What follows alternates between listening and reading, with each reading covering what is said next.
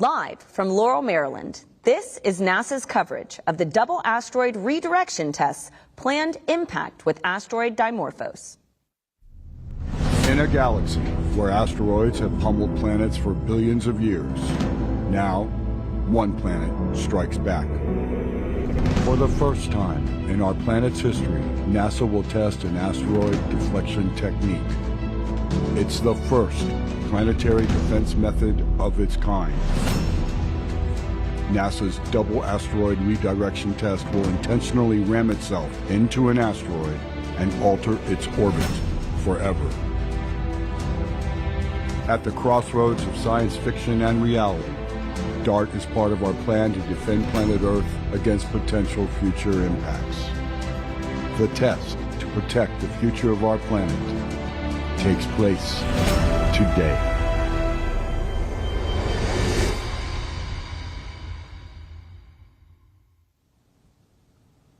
Welcome, and thank you for joining us from Johns Hopkins Applied Physics Laboratory, home to the DART Mission Operations Center.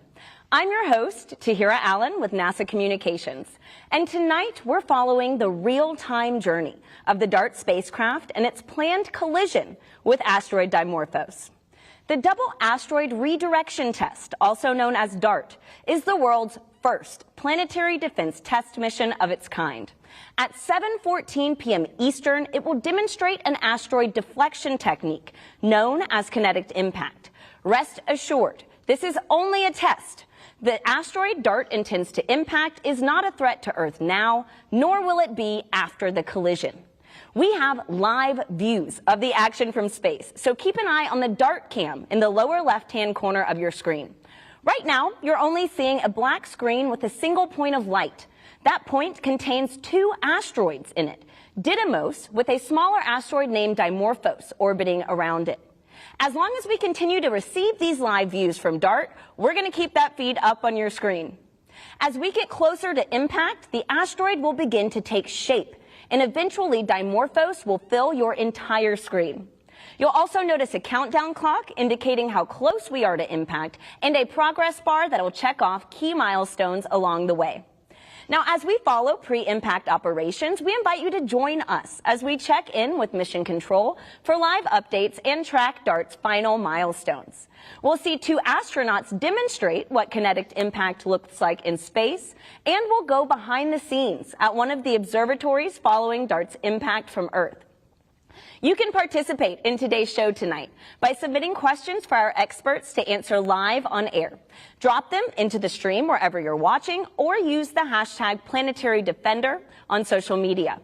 Now, we're a little over 70 minutes out from impact at 7:14 p.m. Let's now meet your co-host, Samson Rainey, joining us live from the Mission Operations Center. Samson, it's good to see you. How does it feel to be in the middle of the action tonight? Hey, Tahira, I am feeling great. It is awesome to be back here after co-hosting DART's launch just 10 short months ago. How's the energy over there? Wow, that's amazing, Samson. You know, everybody's super excited. I've been talking to some scientists and engineers before the show, and it's really just anticipation about what's going to happen tonight. So with that, could you give us an update on how things are going with mission operations? Glad you're enjoying it there. This is going to be fun. So I mentioned launch, right? It was a huge event. NASA launches have become a staple of life for space aficionados. But there's never been anything like what we're about to see tonight, an attempt to impact an asteroid in near real time, the first attempt to change the motion of a celestial body. Just wow. If we hit that asteroid, Tahira, I think we're going to see a whole new side of this team that we've never seen before. Because let me tell you, since launch, these engineers and scientists have been eating, sleeping, and breathing this mission. This center has been like a second home for them as they've been monitoring the spacecraft's health and managing everything from propulsion to the power supply, guidance, and navigation. The list goes on and on. They've run countless simulations and have rehearsed for this moment time and time again, preparing for anything, and I mean anything that could possibly happen. A quick recap of the last 24 hours. No surprise here, they've been busy. Last night, they performed the sixth and last of what are called trajectory correction maneuvers to aim DART to within 200 meters of Didymos. Then they worked straight through to this morning to make sure that all went smoothly. Then they soldiered on to get us ready for tonight. And here we are, about an hour and 10 minutes from impact, and we're now in what's called the terminal phase, meaning that SmartNav, the autonomous navigation system, is actively guiding the spacecraft as it was designed to do for its final 4 hours. I also received word minutes ago that DART has reached another critical milestone. Draco, the eyes of SmartNav, is able to detect Dimorphos. This is a major goalpost, I have to remind you, because up until now, Draco has only been able to detect Didymos, the much larger asteroid it orbits. The next major milestone we're waiting for is for SmartNav to be locked on or targeting Dimorphos. We'll get more into what that means later. Lots more to come as we draw closer to impact. Back to you, Tahira. All right. Thank you, Samson. It feels good to know that we are detecting Dimorphos. Now, before we get any closer to impact, let's get to know our spacecraft and its mission.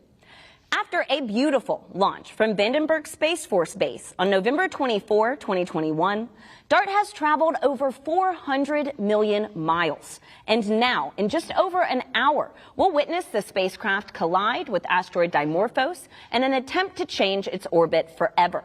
The DART spacecraft is about the size of a vending machine and uses hydrazine thrusters for propulsion and roll-out solar arrays for power. It's traveling at about 14,000 miles per hour and will complete the last 4 miles of its journey in just 1 second. DART is on a collision course with asteroid Dimorphos, which is about the height of the Washington Monument and, more importantly, poses no threat to Earth. Dimorphos sits within a double asteroid system and is the smaller moonlet asteroid orbiting its larger companion Didymos. DART has just one instrument on board, and that's a Draco camera, which is feeding images to its autonomous navigation system, steering it straight into the asteroid. Now, teams from around the world have worked hard to get us to this moment. Samson is standing by with NASA's head of science and Johns Hopkins APL's head of space exploration. Let's check in to hear more about the journey. Thanks, Tahira. To help give us some insight into what it takes to imagine, much less attempt, a mission this ambitious, I have with me Thomas Yerbukin, Associate Administrator for NASA's Science Mission Directorate, and Bobby Braun, Space Exploration Sector Head at Johns Hopkins APL. Thanks. Gentlemen, thanks so much for being here. Thank you. Thomas, I'll start with you. The mission, this team has been through an intense journey, years in the making, and they're now on the cusp of doing the seemingly impossible, impacting a tiny asteroid 7 million miles away from Earth with a spacecraft traveling 14,000 miles per hour. Why is it important for us to continue to push the boundaries of what's possible in space? You know, what I always think is the world is made out of a box. Those are things we know, we can use, and a large space of things that are unknown. In that large space are solutions for problems of the future. There's new research, new understanding of nature. And we at NASA, we're all about moving that boundary back, moving it back to make more things useful for us, like DART, but also understanding nature in a new fashion. That's incredible, Thomas. Well, based on what we know tonight heading into this main event, you know, what are you thinking about our chances of impact? Wow, I'm betting on the team. Betting on the team is always the right thing to do when it comes to NASA missions, whether it's this one or other teams we've had. The thing you just announced, you know, that kind of seeing that little bump there in the image of that new kind of celestial body we knew was there, but now we've have it on the camera. It's just a step in that direction. I'm very optimistic. That's awesome. What the team has planned for months, years ago is coming to fruition, and we're watching it live. Absolutely. It's just exciting. Awesome. Thank you, Thomas. Bobby, you've been through so many white-knuckle experiences with space missions, most recently with the landing of the Mars Perseverance rover just last year.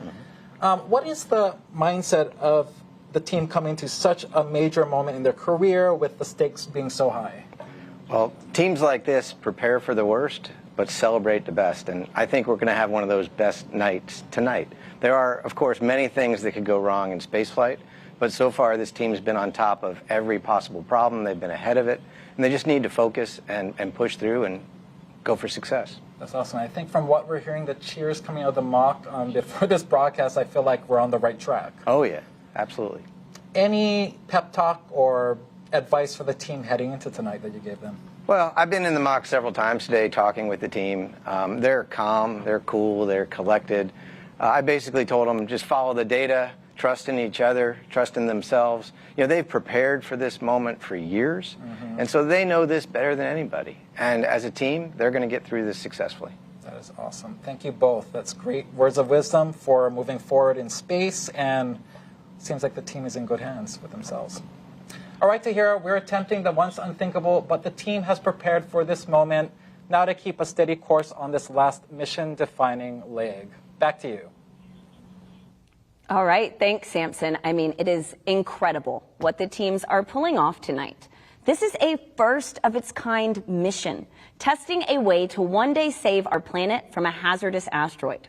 Now, we asked astronauts aboard the International Space Station to show us how this technique works in microgravity, and they had some fun with it.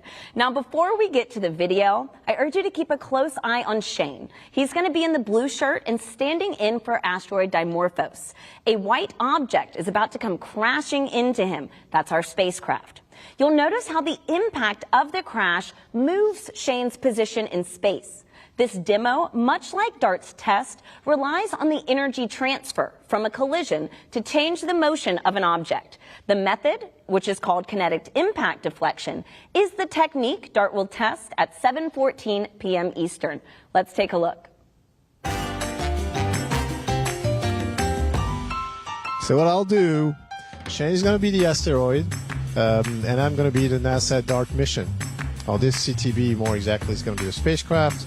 I'm going to try to throw it, and we'll look at the effect of that mass coming at him and the kinetic energy transfer from the CTB to Shane. Shane will be perfectly stable. It's not an easy task. You ready? All right, here it comes.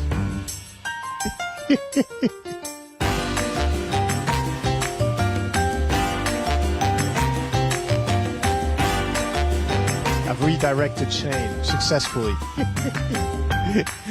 Pretty good. All right, now back on Earth, we're taking your questions live in just a few minutes. Send them in using the hashtag Planetary Defender and stand by. It's time now for our first status poll update. Let's head to Samson to check in on DART's progress. Samson, how are we looking? Hey, Tahira. We are entering the 60-minute mark until impact, and as you noted, the team is about to conduct a poll, which is essentially a status update to check that key systems are in working order. We're talking Draco image quality, smart nav, guidance and navigation, ground systems performance, everything that's anything to do with getting us to impact. All right, I think the poll is about to get underway. Let's start to listen in.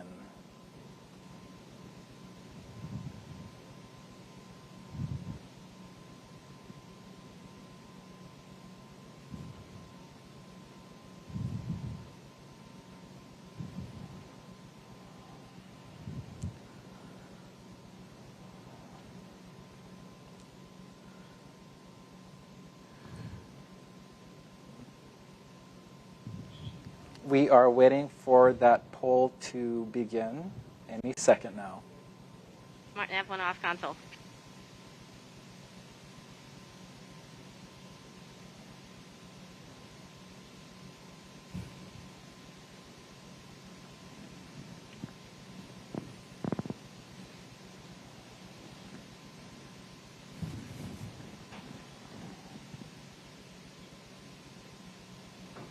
Waiting on that first poll of the evening. There will be 2 polls, one at 60 minutes, which is now, and one at 30 minutes.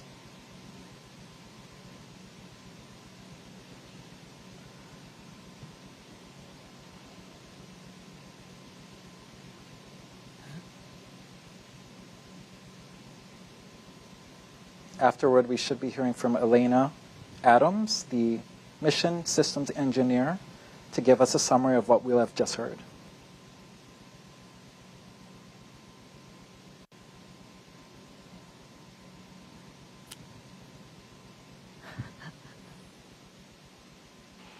All right, folks, we're an hour prior to impact. Woohoo! And we're seeing Dimorphos, so wonderful, wonderful. All right, let's do our poll. Image quality? Let's start with you. Images are looking great. Dimorphos is coming in at about the same relative dimness as Didymos. So very consistent brightness between the two. And it's a stable track. That's awesome.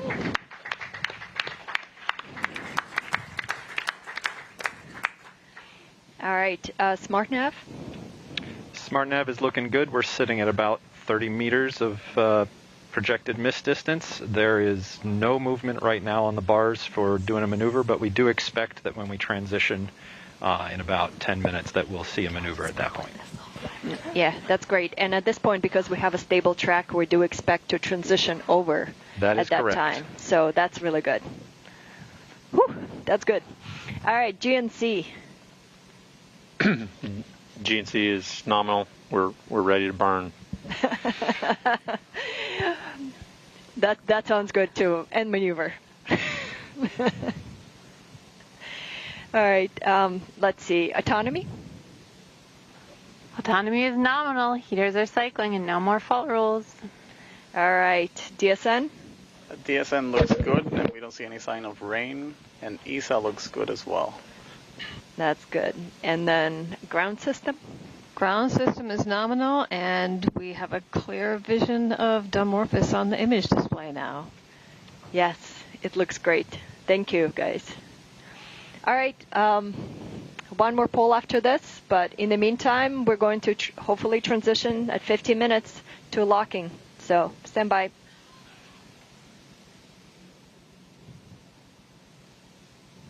All right, we're going to hear from Lena ourselves to give us a update. This is Lena. Hey, Lena. How's it going? Good. How are you? Good. That sounded like a great poll. Any words about what we just heard? Oh, we're very excited. We are starting to see Dimorphos for the first time. It is looking great. It is just about the same dimness as Didymos as we expected. And so we are getting ready to transition. We have a stable track at this point. It's about 7 pixels in size. And yeah, we're ready to go. It's great news, Lena. Thanks so much. I'll let you get back to it. Thank you. Wow, that was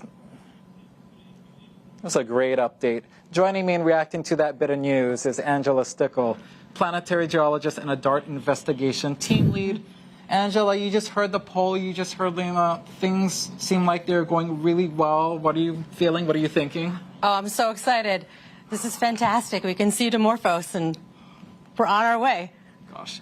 Basically, we just got to keep humming along, right? Right. It's awesome. Heading in. Gosh, well, let's quickly talk about the next major milestone that's ahead of us, locking on target with Dimorphos, which could happen as early as 10 or so minutes from now. Right now, SmartNav is still targeting Didymos, right?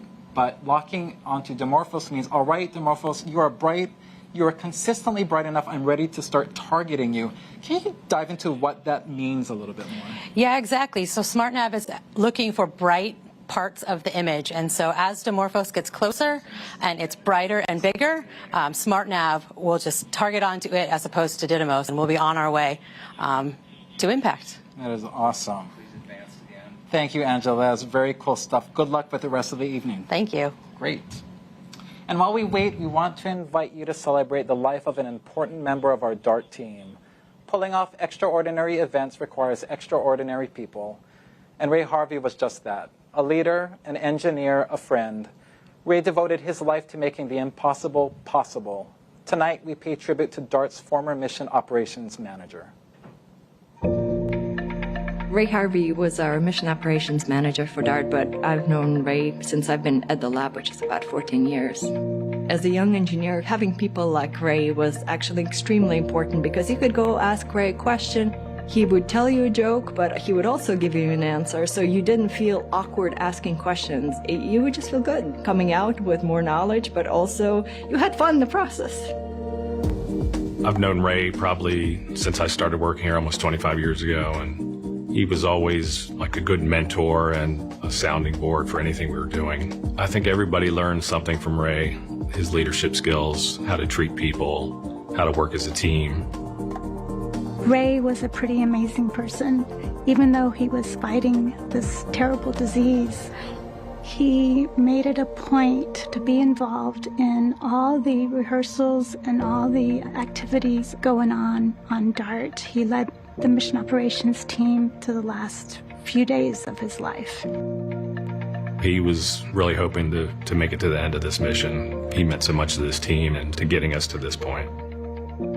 It represents so many years of hard work of him and also the team, but him leading that team.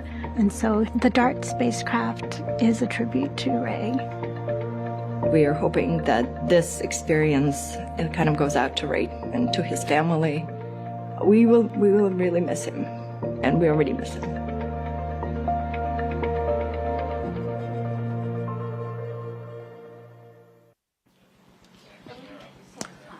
Ray has touched so many lives. Even in the short time that I knew him, he was so generous with his knowledge, and he made you feel like you belonged. Ray, you will be greatly missed. This one's for you. Tahira. Thank you, Samson, for that beautiful dedication. Now, if you're just joining us, we're under an hour away from the DART spacecraft's head-on collision with asteroid Dimorphos. DART's mission is a test of a planetary defense technique that could one day save humanity. Rest assured, the test poses no threat to Earth. The spacecraft is almost 7 million miles away from us right now, and you're watching a live stream of its approach to Dimorphos. It takes about 45 seconds for the images you're seeing in the DART cam to make their way back to Earth. Any moment now, we should learn if DART is ready to commit to impact. While we wait, I'm here with Andy Rivkin, DART Science Investigation Lead, and Mallory D. Coster, DART Impact Modeler. Andy, Mallory, while we wait to learn if DART is ready to commit to Dimorphos, I can't help but wonder, why this asteroid? That's a great question. The way that the double asteroid redirection test was designed, it was to measure the period change in a binary asteroid system. So we needed a binary asteroid, so that eliminates some number of objects. We needed something with a moon that was small enough that we could move it with a strike from a spacecraft, but not so small that we wrecked the moon. So when you kind of tick off all the possibilities, Didymos really ended up as the best choice and really the only choice that would provide a mission in this time period. See, I want to go back to that. You mentioned having a moon that we could push but not destroy. Could you, now in pop culture a lot, we see that, oftentimes the idea is to just totally try to demolish the asteroid. Why have we chosen to not test that technique this time? Yeah, the conventional wisdom for planetary defense is that you don't want to disrupt an object and blow it into a zillion pieces, but you want to keep it intact and just move it all as one piece. Because if you move it all in one piece, then you can keep track of it a lot easier. If you blow it into a million pieces, then some of them might still Earth, and you don't want to miss a thing. Yeah, we might have more issues then. So we know that we have the perfect test subject. Mallory, now can you help us understand how, if mission success, DART's mission tonight can help improve models for mitigating hazardous asteroids in the future? That's exactly right. So we stand to learn a lot from this DART impact. DART is both a technology demonstration as well as a really big science experiment.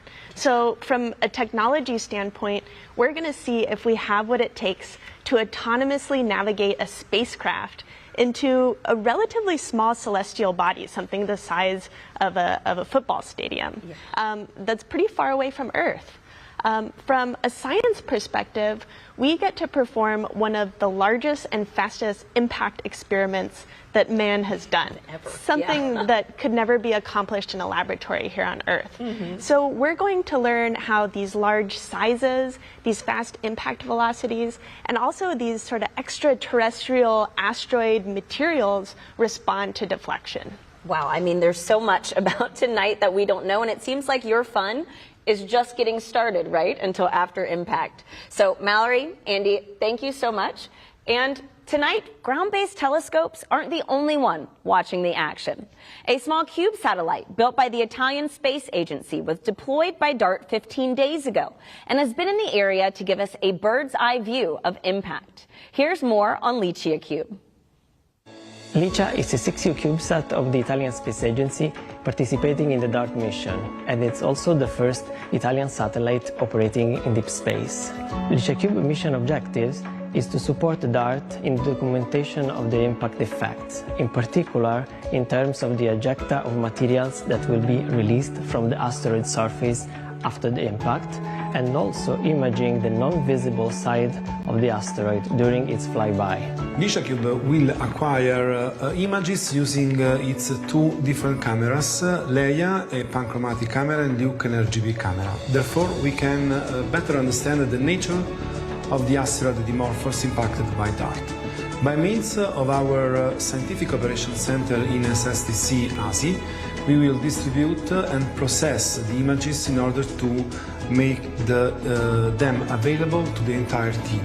We are here in Argotech's Mission Control Center in Turin, from where, together with ASI, we monitor the status of LICIACube. The batteries are charged, the radio is communicating correctly, and the navigation altitude is on the right trajectory. Everything is ready for the most important part of the DART mission, the impact with the asteroid. DART is a global effort to prepare humanity for the unthinkable. Before the spacecraft can complete its mission, the autonomous navigation system must first confirm a lock on target. This is a key milestone that we should be hearing about soon. So let's go back to Samson for the latest from mission operations. Hey, Tahira, we are less than 50 minutes out, and we just heard big news. We have reached the point where SmartNav is now target locked onto Dimorphos. That progress bar should move to your right that much further, closer to impact. Very exciting. In the meantime, joining me is someone who worked on the instrument playing a starring role with this major milestone and basically all the way up to impact. Lisa Wu, mechanical engineer who helped install the Draco camera and built its cover. Lisa, thank you for joining me. Thank you for having me. So we just heard big news. We hit this target lock. It could have come fairly later than this, but we're in a good spot with this target lock. How are you feeling? I am so excited. I'm sure the entire team is ecstatic. This is what we've been working so hard for in these very last moments, and we just heard we got target lock, so could not be feeling any better. Very exciting. I mean, we are humming along. So a quick recap, SmartNav is DART's autonomous navigation system. It's been called the brains of the spacecraft. And right now it's essentially maneuvering that spacecraft on its own, as it will be for the last 4 hours. But Draco Imager, it's providing SmartNav with that unflinching view of Dimorphos, about an image per second. It is the eyes of the spacecraft. Lisa, what makes this camera perfect for this mission? Yeah, of course. So the Draco instrument is a very, very high resolution, narrow field of view telescope. The image quality, let's go back. Draco is a descendant of the Lori telescope, which might sound familiar because it took the very first pictures of Pluto on the New Horizons mission, which also might sound very familiar because that is an APL-led mission. So if you've ever seen the first pictures of Pluto, that is the amazing quality that we have on DART. That's incredible heritage. And yeah, anyone who saw those images of Pluto, those were amazing, and that kind of ups the ante for what we're going to see with these pictures of Dimorphos, right? Oh, yeah. So we all know about, a lot of us have smartphones with, cameras. We have cracks, we have smudges. How did your team make sure that this camera made it in pristine condition to get to this point? Of course. So our flight hardware, including this instrument, was made in the clean room. Very, very high clean facility. In order to make sure that the telescope works, we had to put it through a lot of electrical testing, optical testing, alignment testing. We had to make sure it performs as we intended. And then not only that, you have to take this instrument and put it through all the environments that it will see through space. So we put it through vibration testing, thermal vacuum chamber testing, all to make sure that it performs and it will survive through space. That's amazing. Test, test, test, and test again, right? Yes. This is how we get to a stage like this. That is exactly awesome. That is great. Thanks so much, Lisa. The number of astounding technologies that are on board this spacecraft is amazing, but doing the impossible requires nothing less than the astounding, right? Mm-hmm. All right, Tahira, we have the technology. Clearly, we have the talent. Now we wait for history. Back to you. All right, thanks, Samson. It feels good to know that we have locked on target Dimorphos.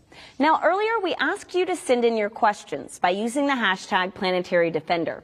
And I am joined now by two real-life planetary defenders. We have Kelly Fast and Lucas Paganini, both from NASA's Planetary Defense Coordination Office. Let's dive into what you want to know. So, Kelly, Lucas, before I get to social media questions, we actually have a special question from a familiar face, especially if you're into football. So let's take a moment and hear from him. What's up? I'm Joshua Dobbs, quarterback for the Cleveland Browns, and I have a question for NASA's DART team. On the field, I have to use precision passing in order to get the football in the hands of my teammates, and at least I can see where they are. For NASA's DART team, how are you able to aim a spacecraft at an object so far away? You know, that's a really good question, Kelly, and I mean, we haven't really done this before. How can we aim? Right. Well, but I have to say, Joshua does in a few seconds what we've taken, years to do.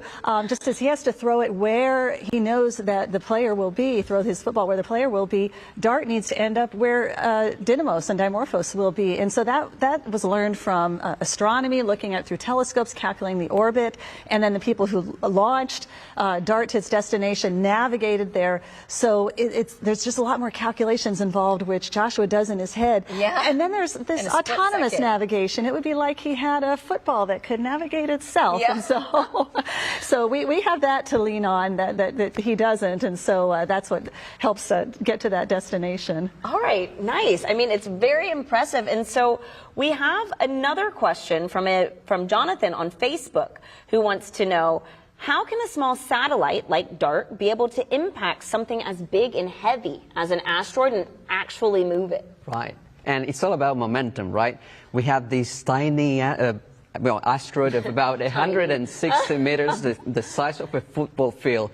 And then you have this spacecraft, which is about 500 kilograms. So it's all about momentum, right? You have this massive asteroid and this tiny spacecraft. And how do you move it? It's all about mass and velocity.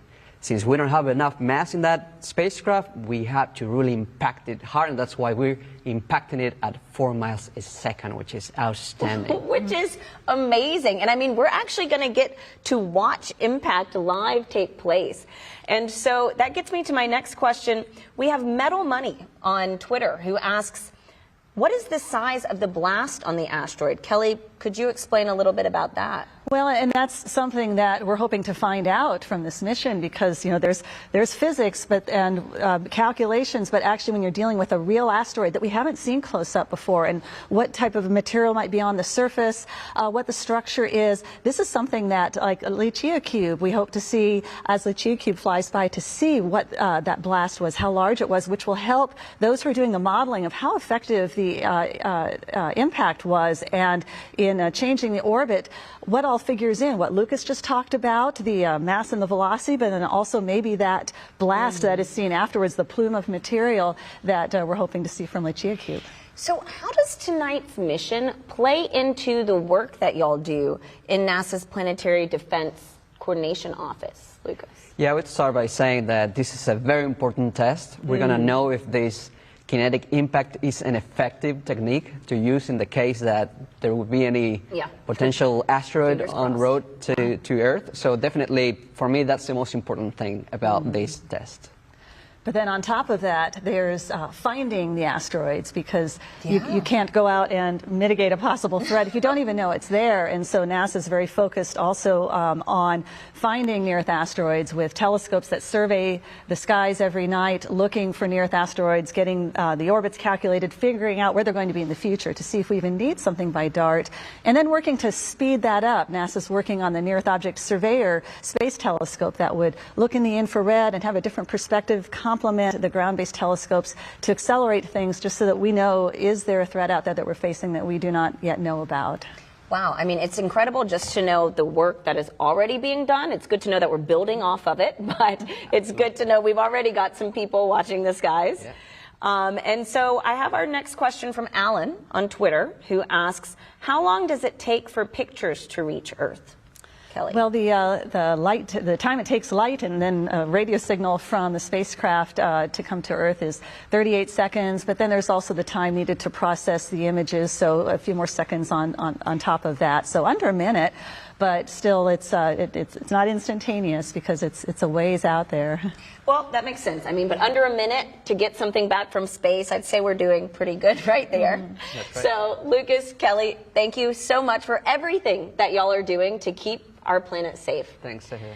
And so, it's important to note that tonight we're attempting something that's never been done. And with that presents many challenges to overcome. Here's what makes DART a first-of-its-kind mission. The DART mission is a very difficult mission because we are trying to do something that hasn't been done before. This is the first time we're going to an asteroid that is this small, this dark, and we're actually going to attempt an impact. The DART mission is really something that the whole world can get behind.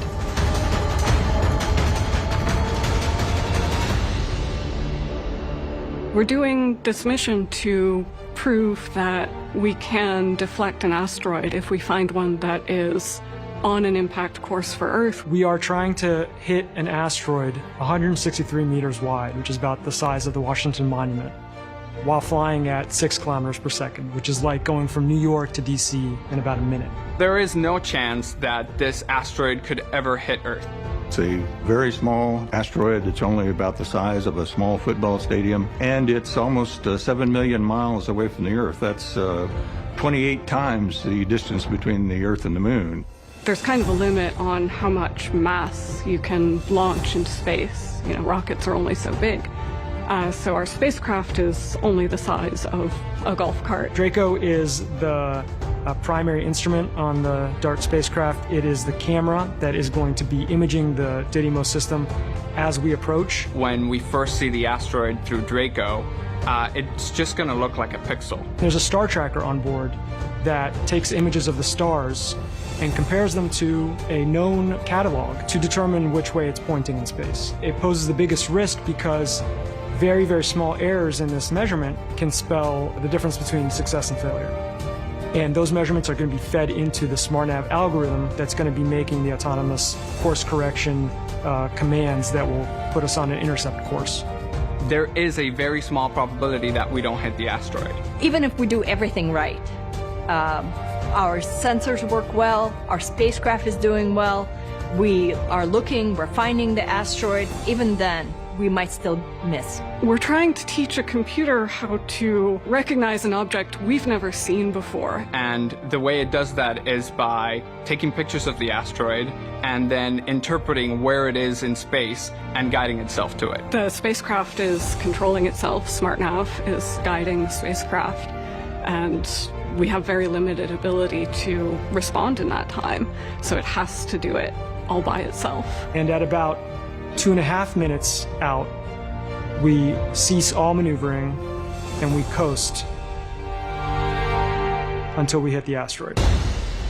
It is going very, very fast towards the asteroid, traveling at 6 kilometers per second. 200 times faster than a car on the freeway. So when we hit, all of that mass, all of that momentum pushes the asteroid. Even giving it a small nudge will allow it to change its course. But if we did see an asteroid on track for Earth, this would be enough of a deflection. It's like a bittersweet moment. Yeah, all this hard work just got destroyed, but that was exactly why we put it all together. Of all the endeavors that we do for space and in space, this is probably one of the ones that one day will be the most important thing that we've ever done. In the future, I hope that DART can teach us what ways work and what ways don't work for planetary defense. Because it is humankind's first demonstration that we have gained the knowledge and the technology to be able to protect the Earth from an asteroid impact.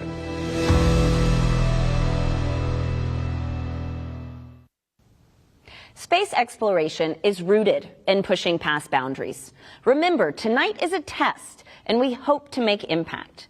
Now that you've learned of the challenges today's test, let's head back to mission operations and get a status update on DART's real-time progress. Samson, how are we looking?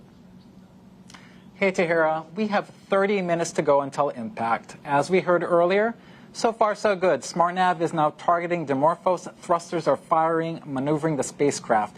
Draco, DART's eye, playing paparazzi with Dimorphos, providing SmartNav with about an image per second.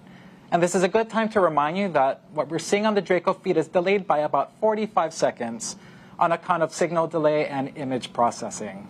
And coming up, we're about to see the team conduct a final poll, one last scheduled confab to make sure that all systems are go.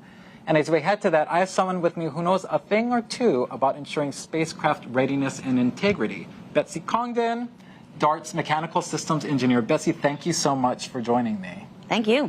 So you led the team that literally put DART together, is that right, Betsy? Yeah, so my job is to make sure the engineers and the technicians all physically put all these boxes that you've been hearing, bolts and all onto a spacecraft altogether. I gotta ask, with a mission so ambitious, how many hours, how many years, how many people? Do you have any idea at this point? Oh, man. So, I mean, DART has been thought about for a long time, but really started in earnest about 5 years ago. We started building up the spacecraft and, you know, in that assembly that I was talking about 2.5 years ago. And so it's been hundreds of hours, you know, to make something like this possible. People with all sorts of talents. You've seen a lot of them today. That's incredible. And so we're heading up toward another status update, as I said earlier. And as we all know, space is a unique and challenging environment. When you're assembling DART, what were the key boxes you were checking off of that very long quality assurance list to get the spacecraft to where it is right now and hopefully till impact? So space is very hard, and so what we do is each individual component, Lisa was talking about this earlier, goes through its own individual testing, and then we put the whole spacecraft together, and we will check out the electrical systems, making sure all the boxes are working and talking to each other. We put it into a vacuum chamber, make sure it's going to work in space, put it through all the different temperatures it's going to see, and then put it on a shaker table and actually mimic launch. And so it actually goes through all of that as a full spacecraft as well as individual components. So we go through a lot of testing, mission operations, mission simulations to get to this point.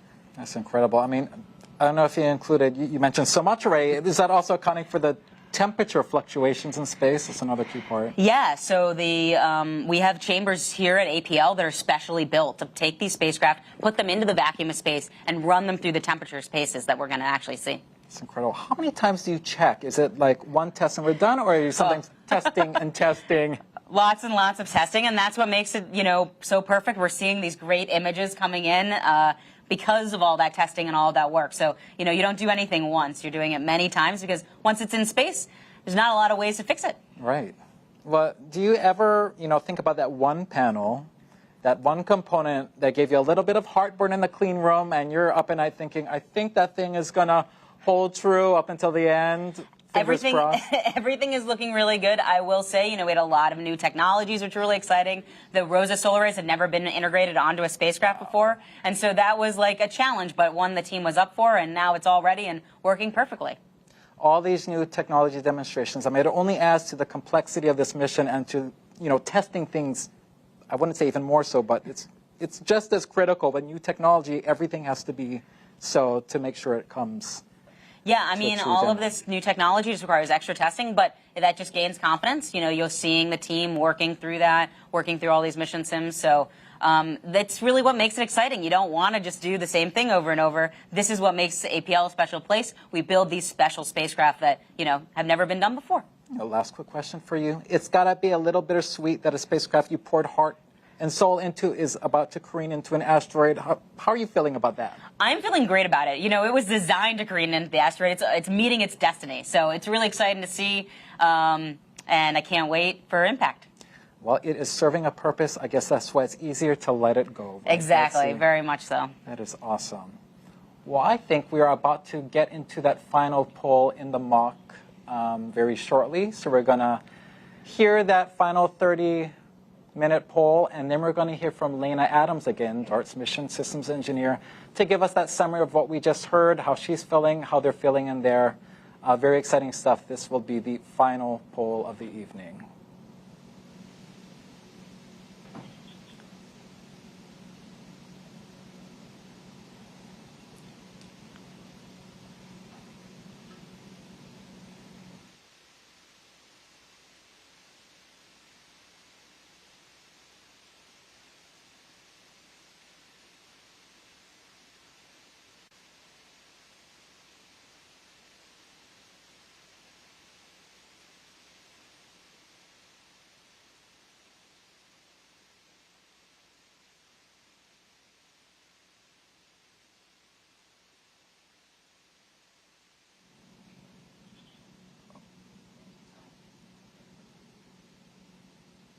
We are awaiting that final poll.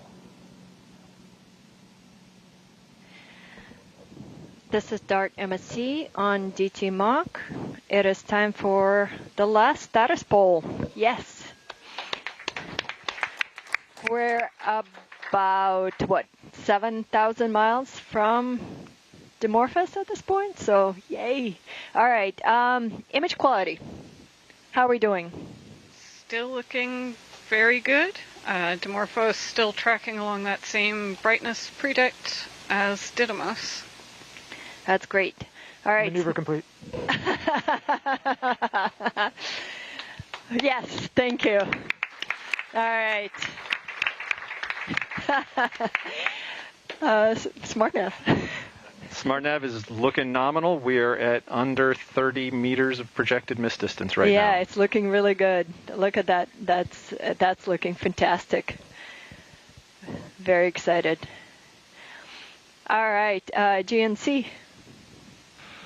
Yeah, GNC also looking good. We've been very excited to do those burns, so we've been waiting a long time. Oh, this is great. Autonomy. Autonomy is green. The heaters are cycling nominally, and we've had no new fault rules firing. Okay, wonderful. DSN. DSN is green, and ESA is green. Got plenty of margin. Looks good. All right, ground systems. Ground system has been helping a few users manage clients, but everything is going fine there, and we are green.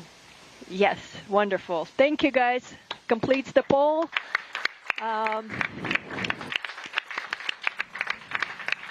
Last one. All right, so Didymos is looking like itself. We'll see what Dimorphos is looking like soon. In the meantime, we're going to transition to precision lock at 20 minutes. That's our next milestone. So thanks all.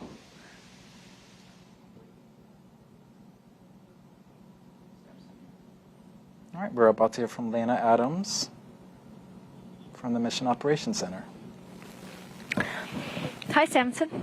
Hi, Lena. That sounded very positive. How's it going in there? Oh, it's going great. It's going great. We've locked on Dimorphos. We're maneuvering towards it, and yeah, everything is looking really good. We were at the time of the poll within just a few meters of projected miss distance, which means we were hitting towards the center. And at this point, we're coming back there about 30 meters off the center of the lit portion of Dimorphos as of right now. We've executed 2 burns. And everything's looking on track. Oh, that sounds wonderful, Lena. Thanks so much for that, and good luck on the final stretch. Thank you. Have a good one. All right, Betsy. We had that very positive poll, lots of fantastics, lots of clapping. We heard Lena in a very positive mood. How are you feeling? I'm feeling great. It's amazing to see the actual dots on the screen for real coming down from the spacecraft. Very exciting. Any words of encouragement for the team? I mean, obviously, they're doing a great job. They've practiced a ton, and we're ready. Go DART. You've heard it all loud and clear, Tahira. All systems are go, and we remain on track for impact. And like Betsy just said, go DART. Back to you. All right. What an exciting update, Samson. You just heard it. All systems are go. Mission operations confirm the spacecraft is on track for impact. But in order to hit the mark, the test must first locate its target. That's why Johns Hopkins APL engineer Michelle Chen helped develop new autonomous navigation techniques that will ensure a bullseye. Let's take a look. Never in my life would I have thought I would take a couple $100 million spacecraft and crash it into an asteroid. My name is Michelle Chen, and I lead the team that is responsible for the autonomous navigation of DART spacecraft to hit an asteroid. The DART mission is the first planetary defense test mission. Our goal is to hit and impact an asteroid to understand and study the momentum transfer so that we could potentially later down the road, if we need to, deflect an asteroid on its way to Earth. I am the SmartNav lead. SmartNav stands for Small Body Maneuvering, Autonomous Real-Time Navigation. SmartNav, I always consider it sort of like the brains, And so the camera, Draco, is essentially the eyes. The algorithm has to identify and hit the target in the field of view of the camera. We're flying at over 6 kilometers a second. It essentially occupies a pixel up until possibly 30 minutes prior to impact, and then that's where everything gets really exciting. And so you could just imagine if it was a human being joysticking this. Because we don't know for sure what the asteroids look like, our simulation gives us the capability to use different asteroid shapes and asteroid objects to see that our SmartNav algorithm performs against all these unknowns. We're super excited and nervous as well. I love pushing the boundaries, and I love the application of math into real-world problems, and then seeing it actually doing its thing. To me, there's nothing cooler than that. If you're just joining us, we're about 24 minutes away from DART's impact with asteroid Dimorphos. The spacecraft is flying at 4 miles per second, guided only by its autonomous navigation system.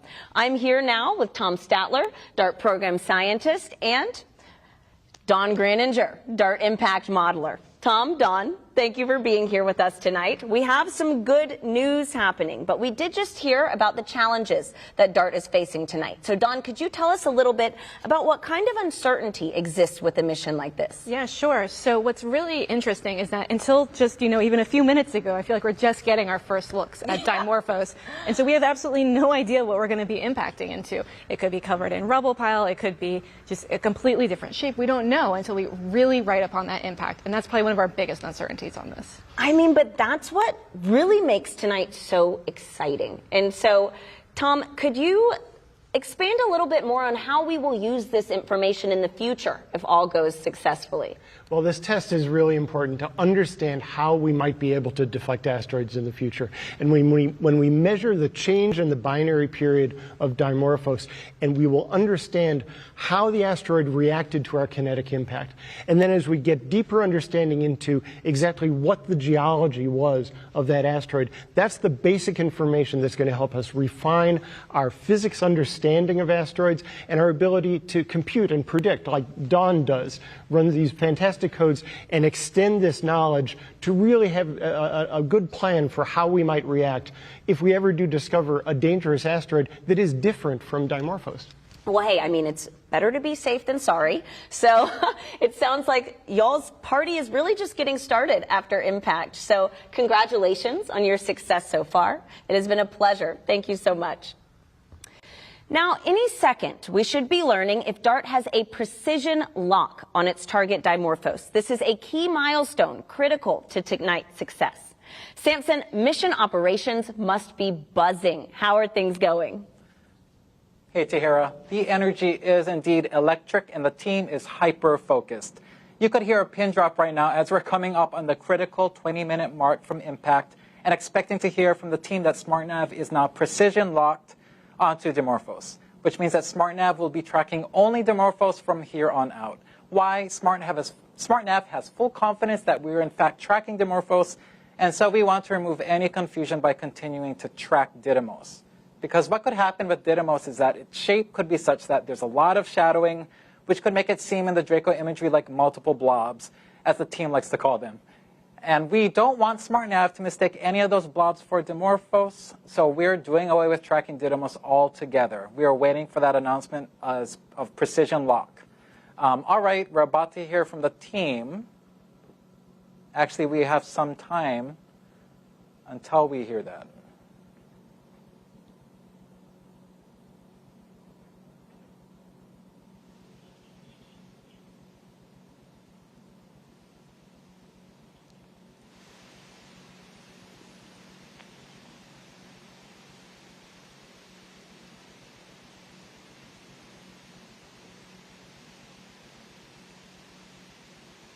And now let's listen in for that confirmation of precision lock.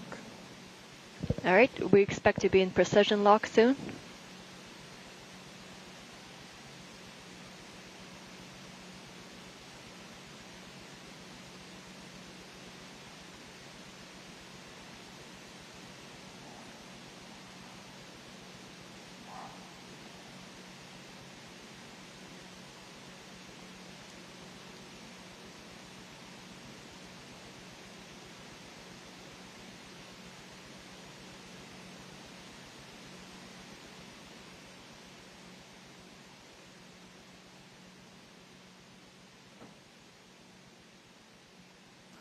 We are waiting for confirmation of precision lock.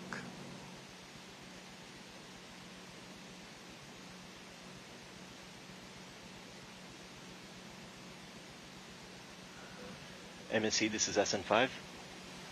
Go ahead, SN5. We are precision locked and still tracking Dimorphos. Yes.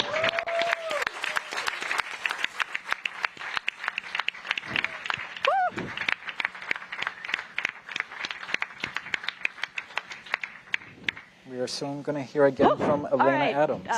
This is great. This is DART MSC on DT Mach. So this was our last milestone. At this point, we're going to be working towards Dimorphos. I expect we're going to do some burns. We're about 4,500 miles away from Didymos and Dimorphos. So let's see what happens.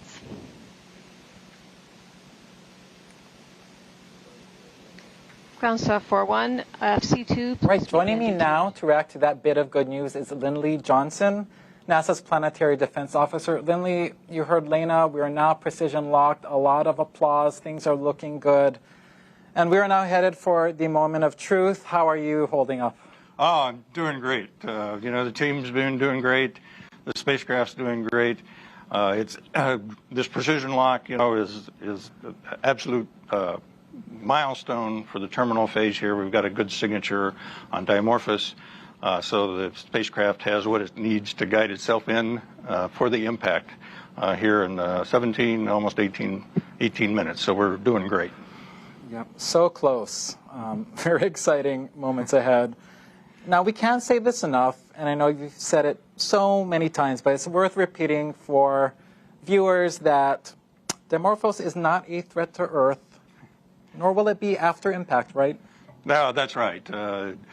This asteroid system is still almost 7 million miles away from the Earth. It's at its closest point in the orbit right now to Earth. So from this point forward, it's going to be moving away from Earth. So there's no chance of anything here. We've got to look for all the other unknown asteroids out there still to find what the hazard really is. Thanks so much, Lindley. I'll catch you on the other side of impact. Okay, if you can. Back to you, Tahira.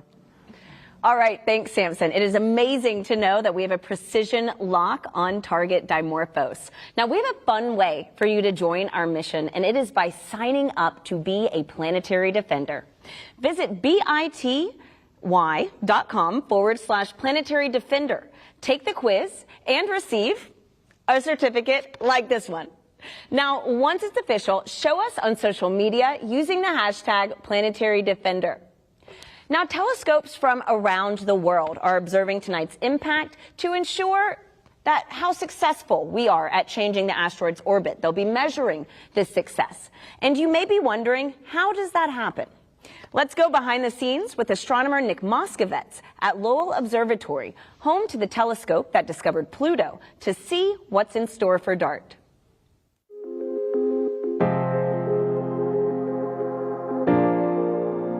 This is Lowell Observatory.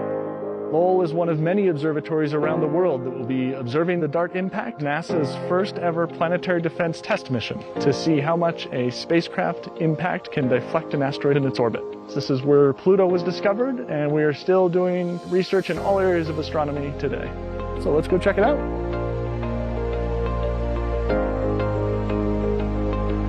This is the Pluto telescope, the telescope that was used to discover Pluto almost 100 years ago. So here we are at the Clark telescope. This is where Percival Lowell sat to observe Mars. Let's head on over to the Lowell Discovery Telescope, about an hour south of Flagstaff, which is where we are going to be collecting data for the DART mission. The reason we're all the way out here in the middle of this forest is that we have really dark skies here.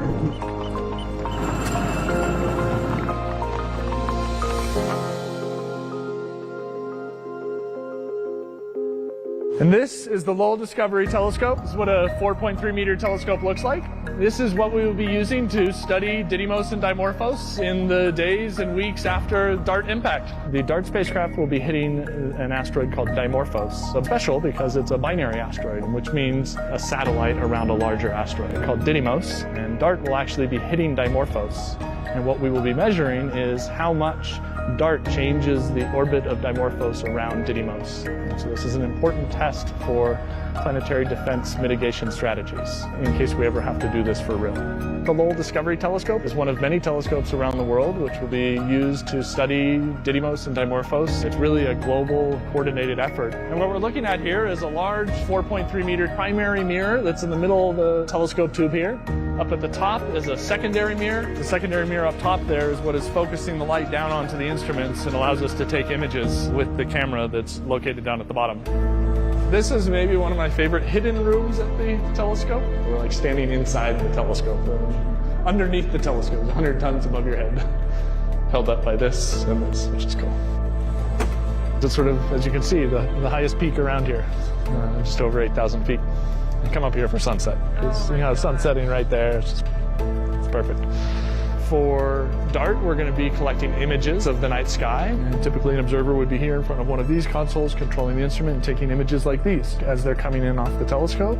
DART is really a sort of before and after experiment. We need to understand the system before the spacecraft intentionally impacts, and then we have to understand what the outcome of that impact event is. As we watch from the Earth, Dimorphos will pass in front of Didymos and behind Didymos. What we will be doing with those images is measuring the brightness of Didymos in those images and looking at how that brightness changes. And those dips in brightness allow us to measure when these eclipses happen and measure the orbit period of Dimorphos. And so you have essentially a fixed star field here. All the white dots are stars of different brightness. And moving through this field is Didymos and Dimorphos, which again, we can't distinguish them as discrete points of light, but we have that small object moving through the field of view. So after impact, we will then be able to go back and start observing intensely, looking for those mutual events, those eclipse events of Dimorphos passing in front of and behind Didymos. And on each one of these frames, we're measuring the brightness to assess whether or not it's undergoing one of these events where Dimorphos is passing in front of or behind, and using those to determine the orbit period of Dimorphos around Didymos. This is such a cool experiment. It's such a singular experiment. Using the ground-based telescopes like this one and others around the world to watch the system and see how it's affected by this impact event, because that's really what's going to give us the answer to what did DART do at the time of impact. And that will be exciting to see how that evolves over the days and weeks following that impact. All right. After a 10-month 470 million mile journey, DART is just minutes away from making history. A truly global effort. This mission has brought together people from around the world, united under one goal: to find a way to protect humanity from a hazardous asteroid if one were ever discovered.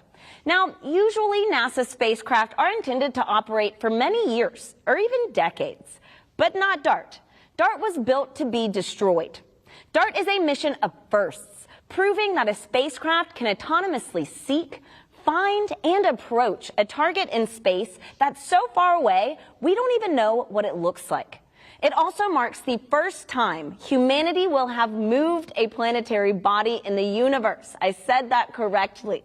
Now, at this point, the spacecraft is controlling itself, making small maneuvers to ensure it's lined up with its target. DART is speeding through space and will cover the last 4 miles of its journey in just 1 second. Coming up, we'll hear the final updates from mission operators and witness the big moment live from space. Samson, you have the best seat in the house. How are we looking? You're right, Tahira. Front row tickets to the biggest event in town, and things are looking good. We are T-minus 10 minutes to impact, and DART is precision locked onto Dimorphos and zooming down the home stretch. Now, we have a lot to cover in the time we have left, and I'm thrilled to have with me Lori Glaze, Director of NASA's Planetary Science Division, with me for the ride. Lori, such a pleasure to have you. Oh my gosh, I am so excited to be here and really happy that we are here in this final 10 minutes. We are almost there. Well, you were just in the thick of it with the team up until a few minutes ago. What is the atmosphere like in there? I can only imagine. It's really, it's great. I mean, they're excited. Every time there's a marker that we meet a milestone, everyone is cheering and very excited. But there's also almost a sense of a calm confidence that with every milestone, everything's going, as planned. We're found and we locked on the target as planned, pretty much at the right time. They're looking at the brightness and the reflectivity of the object, and it's more or less what they expected. Everything is performing as expected, and so there's a lot of cheering and happiness, but just kind of a sense, hey, we've been planning for this a long time, and we've got it. We've got this. We've been planning for this. We can hear applause left and right throughout this evening, all good signs. What are they focused on at this critical juncture, Lori? It is basically years of planning, 10 months of making sure we get to this point after launch, and they've been juggling a lot. Is there anything in particular that they are glued on as we enter this moment of truth? Yeah, so the main thing they've been watching is getting to that point where we could do the precision lock, where we had good enough signal coming back and enough confidence in where we are relative to Dimorphos that we could really do that precision lock onto the target. And it's hands off now, right? We're not, the spacecraft is going to drive itself, and really focused on that, that point where they could be precision locked. And they're also thinking about looking at and reassessing continuously what's the probability of miss, right? As you get closer and closer, that probability should get smaller and smaller, and it is. It looks really, really good right now. Well, it sounds like the game of thinking, of wondering, really doesn't end until that last second comes to pass. So they can do a lot of great up until this point. We just have to see this through to these last few minutes. Well, and in a few minutes, speaking of that, all the years of thinking, of doing, planning, reacting is finally coming to an end. From 5 minutes to impact, there will be no more opportunity to send any commands to SmartNav in the Mission Operations Center. The team will be purely spectators, the data coming in, and they are just wetting it out like the rest of us for the first time. Lori, this is huge both from an operational perspective and also an emotional one, isn't it? Yeah, it is. I mean, you can imagine, I'm really excited about it, and I've been engaged with this mission for, the last 4.5 years that I've been in my current role. But this team has been working so hard on this for so many years, and they've put so much of their energy and their time into this, and so much planning and rehearsing, and it's a really big event for them to, like you say, just counting down and watching. At this point, there's not much else they can do but watch and see the fruits of all their work. Yeah, I've gotten to know many members of this team over the past few months, and there's a lot of alpha individuals on there, right? You need a good mix of alpha people to make sure we get to this point. I can only imagine what they're feeling. Perhaps, like you said, a little bit of relief, a little bit of, can I let this go? I have worked for this one so long, and now we can no longer do anything. That moment is just coming up. Yeah, but I think they're ready. I think they're at that point. You're getting some shots of Elena Adams, the systems engineer, and you can see the excitement in her voice. She's so ready to show the success of this mission. This is awesome. 5 minutes out, which we're coming up on now. The team will be hands off 2.5 minutes from impact. SmartNav, which has been guiding the spacecraft autonomously for 4 hours, will also step away, stop any maneuvers.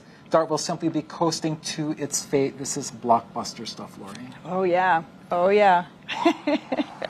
We are there. Yeah. I have front row tickets, and we are very soon about to open up these airwaves in the Mission Operations Center. We'll stay plugged in all the way through impact. Remember, at this point, 5 minutes out, no more commands to SmartNav will be possible. The team is watching it just like you and me and the rest of us.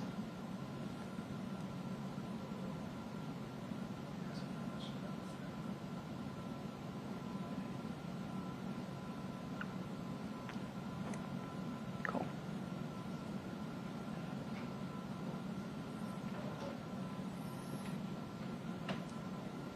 All right, we've reached 5 minutes from impact. The final command opportunity to SmartNav has passed, and the team is simply watching that data stream in just like we are. Also remember, there is a 38-second lag for the data to travel to Earth, and also an additional few more seconds for image processing. It's important to note that.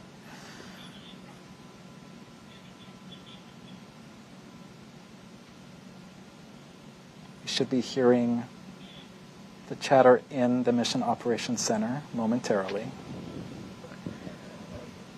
This is DART MSC on DT Mach. 5 minutes till impact. 5 minutes till impact. We are at 1,100 miles away.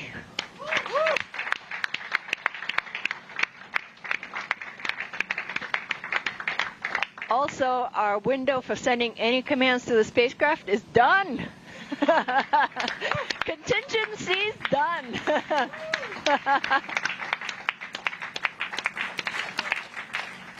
This is a great vibe in that Mission All right. Operations Center right now, Lori.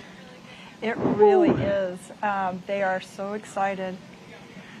And This is investigation you know, one on DT I'm Mach. honing in looking at these images as we get closer and closer, and you look at Didymos and just you're starting to see this physical body appear there. It's incredible.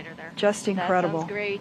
I'm still having a hard time believing this is real imagery coming in near real time. Yeah, but you've been watching it over the last, 30, 45 minutes go from just being a collection of individual pixels, and now you can actually see the shape and the shading and texture of Didymos, and we're going to see that same thing with Dimorphos as we get closer and closer. This is so cool. Never We're still before seen maneuvering. images of Dimorphos will come into stark relief Absolutely. a few seconds before impact. Incredible. Didymos. It's amazing. All right. The team is standing just recognizing this moment years in the making. It is really nice to see them relax a little bit, get off from those computers that they've been glued to, and just appreciate this moment that's coming. Yeah, and they've earned this. It's just great to see them there. This is so cool. Lori, we hit another major milestone. We are now 2.5 minutes from impact, and SmartNav has stopped maneuvering the spacecraft. DART is now coasting toward Dimorphos, and we hope into the history books.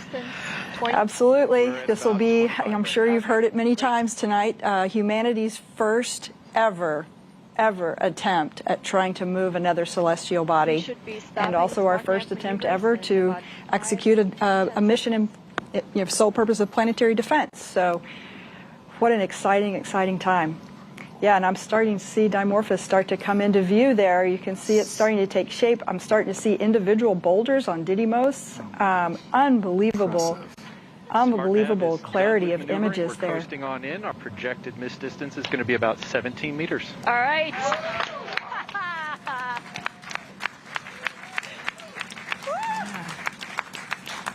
All eyes on this event. Space telescopes, ground telescopes from every continent on Earth. Yeah. Yeah. All right. 2 minutes out.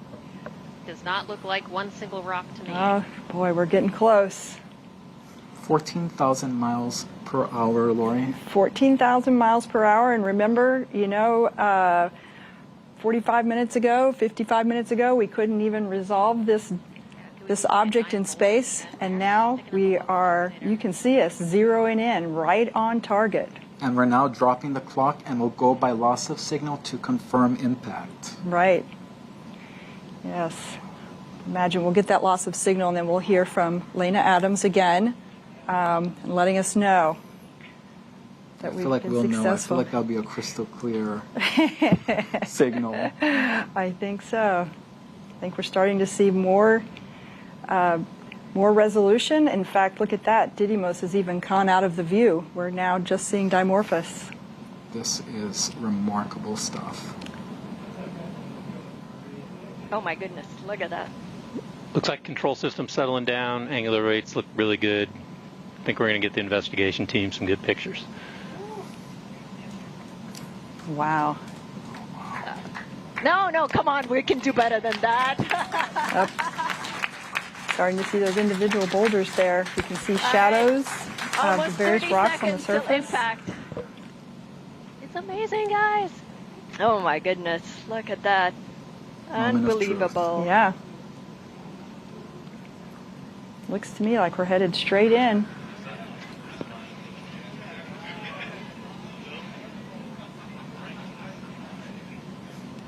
Oh my gosh. Oh wow. Yeah. Oh my goodness. 8, Yeah. 7, Oh, 6, wow. 5, 4, 3, 2, 1.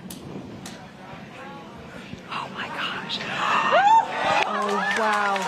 Awaiting visual confirmation. All right.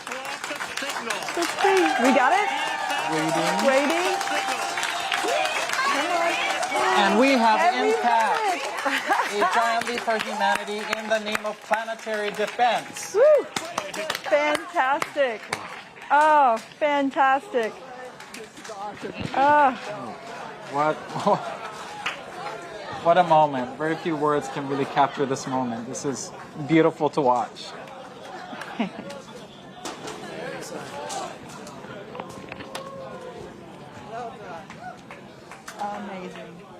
Amazing. What a This team. is- What a team and what an accomplishment. Team.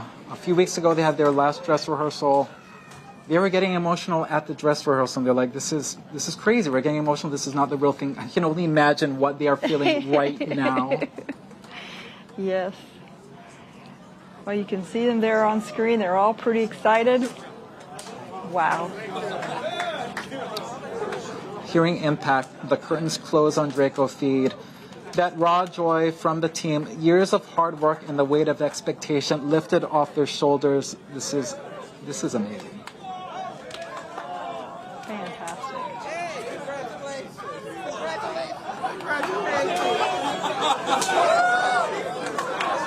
This is beautiful. And Lori, really, this is a huge moment for the mission. Lots more work needs to happen in the days, weeks, Absolutely. Now, as I always say, it's one of my favorite missions. Now is when the science starts. It just starts now. Now that we've impacted, now we're going to see for real how effective we were. We're going to train all of those ground-based telescopes on the Didymos Dimorphos system, and we're going to make measurements that will help us determine just what its orbit looks like now relative to what it was before. So it's going to be great. Very cool. All right, this is when science, engineering, and a great purpose, planetary defense, come together, and it makes a magical moment like this. Yeah, really. Absolutely. And you can see so many people there that have made this happen. The team of APL engineers that have really poured their souls into this mission. Lori, any last words to mark this historic moment? Oh, we're embarking on a new era of humankind, an era in which we potentially have the capability to protect ourselves from something like a dangerous, hazardous asteroid impact. What an amazing thing. We've never had that capability before. Thank you so much, Lori. Those are poignant last words. Tahira, history has been made. Back to you. Wow. I mean, what an exciting day for the DART team. And in case you're keeping score, humanity 1, asteroids 0. Now, I'm here with Nancy Chabot, DART coordination lead. Nancy, talk about a moment to catch on camera. What is going through your head right now? I mean, I'm just thinking, wow, that was amazing, wasn't it? I mean, those images, you just got closer and closer, and sort of we've been planning for this moment. We've been talking about it for years. At APL here, we've been working on this since 2015, and I knew, I've been talking, this is the images that we're going to see, and they're going to be spectacular. And I think even then they exceeded my expectations of just zooming in like that, and, it really is just such the team accomplishment, and to get to this moment over so many years. And I don't have to talk about it as coming anymore. It's happened now. We have done this. It's happened, and it is just incredible that as humans, we have done this. We did this. And Nancy, do you have anything you'd like to say to the teams who made tonight possible? Oh, I mean, I don't need to say anything to the teams because I know everybody like me is really proud to be part of this, right? Proud of this thing that we've been working on for years, and even before 2015, internationally, people wanted to do this. People wanted to take this first test. And then we finally did. Partners across the United States. We have actually 28 countries represented on our investigation team of scientists, telescopes on all 7 continents, everybody doing their part to make this moment happen. I know I'm I'm really honored to be on this team, and I know other people on the team feel the same way. As you should, Nancy. And I mean, there's a lot to celebrate here tonight. And so now that we have confirmed impact, can you let us know what's next for this mission?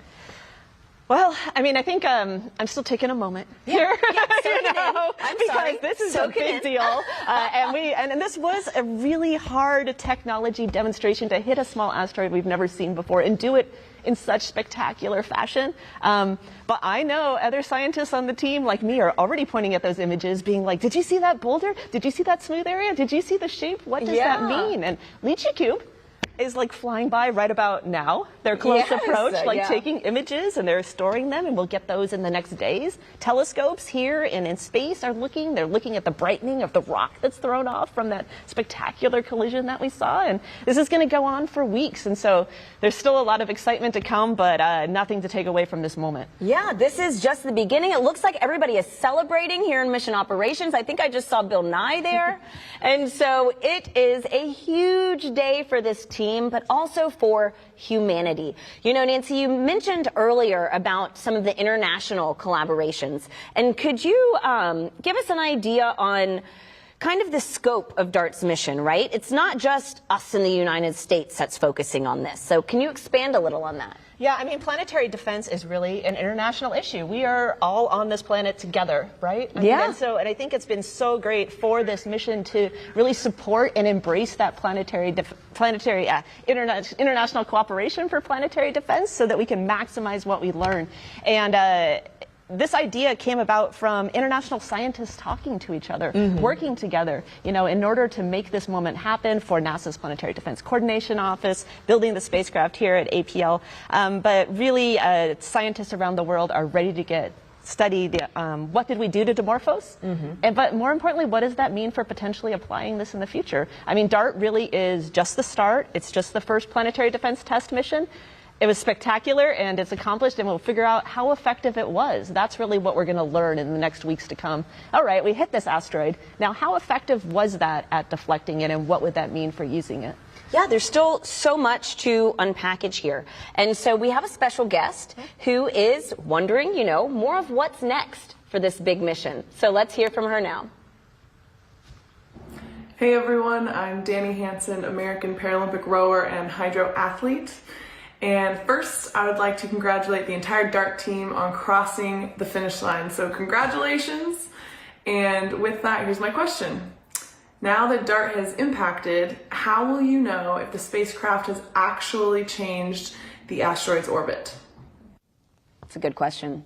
Yeah, I mean, so this is a double asteroid system. So all we've done here actually is change slightly how Dimorphos goes around Didymos, right? And the telescopes on the Earth have studied this for years. So we knew it used to be 11 hours and 55 minutes. What is it going to be now? And so the telescopes are going to measure that period change. And they're so good at this. They've done it for decades already to get us to that point.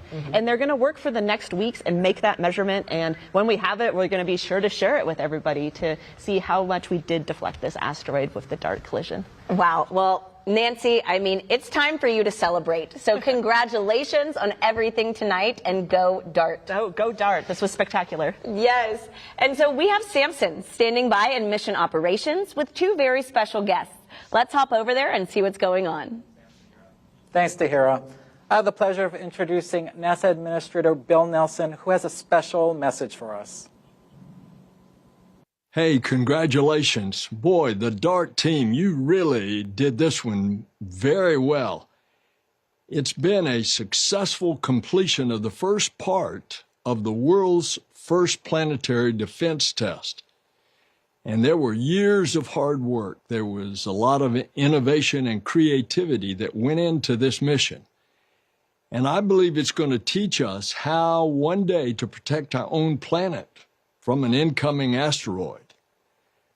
I really look forward to learning all about what's happening from the observatories so they can tell us about the changes in this asteroid's orbit. So thank you to this international team. We are showing that planetary defense is a global endeavor, and it is very possible to save our planet. All right. That was eloquently put, Administrator Nelson. Joining me right now are Deputy NASA Administrator Pam Melroy and APL Director Ralph Semmel. Thank you both for being with me. Pam, I'll start with you. How are you feeling having witnessed this historic event up close? Oh, I was absolutely elated, especially as we saw the camera getting closer and just realizing all the science that we're going to learn. But the best part was seeing at the end that there was no question there was going to be an impact, and to see the team overjoyed with their success. That's beautiful. What does this mean for NASA? What does this mean for planetary defense? Well, NASA works for the benefit of humanity. So for us, it's the ultimate fulfillment of our mission to do something like this, a technology demonstration that, who knows, someday could save our home. Very powerful. Thank you, Pam. Ralph, you were in that mock for the moment of impact. We've seen a lot of major milestones in APL's history in space. We're talking the first flyby of Pluto, the first mission to orbit Mercury, and now the first spacecraft to impact an asteroid. What was the moment like for you in there? It was incredible to see how so many years of hard work and creativity resulted in a direct hit of Dimorphos was just an adrenaline rush. I'll add that I've been at the lab now for quite a few years, and I've been involved in a lot of missions and achievements, and never before have I been so excited to see a signal go away and an image to stop. Ralph, I'm going to give you both a treat right now. We're going to play that replay of impact on our screens right now so we can enjoy it again. Ralph, what does this achievement mean for Johns Hopkins APL? Huge, right? Oh, it is huge. And in fact, if you'll excuse the pun-like statement here, the impact on APL, as it was on Dimorphos, is immense. This is exactly the kind of mission that APL seeks to do, a never-before-done mission. I'd like to thank NASA for entrusting us with this mission, and I'd like to tell everyone how proud I am of the entire DART team and APL for this game-changing achievement. Incredible. Thank you, Ralph. And we're watching that replay right now on our screens and just admiring that remarkable achievement once again.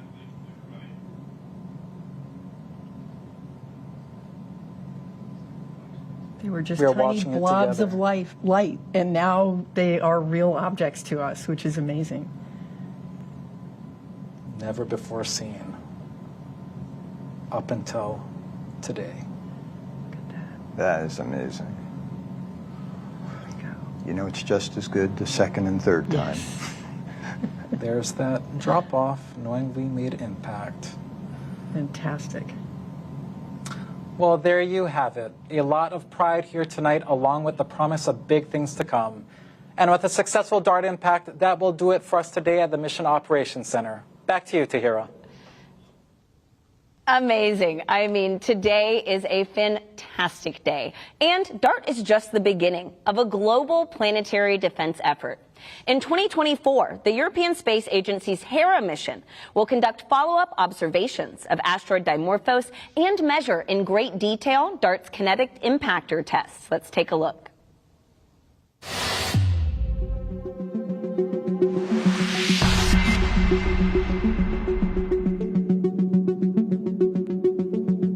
The DART impact is going to be an incredible moment, something we've been looking for over 17 years.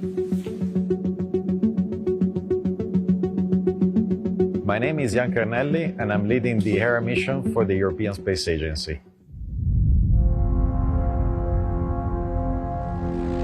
The deflection by DART will be measurable from ground with telescopes. However, only with Hera coming up close and inspecting the asteroid will unveil all of those parameters that will allow us to plan for a deflection mission if one day we need one. This is the propulsion module of the Hera spacecraft that will take us to asteroid Dimorphos and will allow us to study the results of the DART impact. The propulsion module is being built here in Italy and then will be sent to Germany, where it will be mated with the instruments and the rest of the spacecraft to be ready for launch in October 2024. We started designing and conceiving the whole mission and the spacecraft about 2 years ago, and we have a launch date to meet that is a fixed date in October 2024. So it's challenging, but we're making it possible. You could say that Hera is really 3 space missions in one. We have one, the main spacecraft that we are currently building at OHB in Germany, but we also have 2 smaller missions that are spacecraft in their own right. Those are the 2 CubeSats, Juventus and Milani.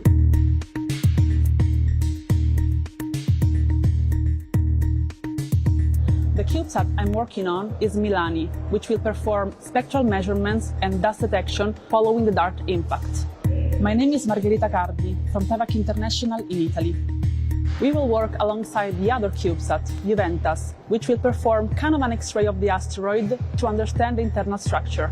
This is going to be the first time that we have CubeSats on board an ESA spacecraft. Once we arrive there, we will be deploying the CubeSats in order to complement ESA's scientific observations, taking more risk, but also trying to have higher rewards. The CubeSats will be installed on 2 panels that will be mounted on each side of the structure of Hera.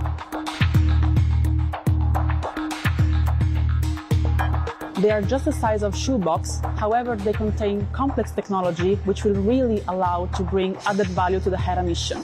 Hera and DART represent a fantastic international collaboration between NASA and ESA. The 2 missions complement each other and will validate an asteroid deflection technique that we could use in the future to protect planet Earth.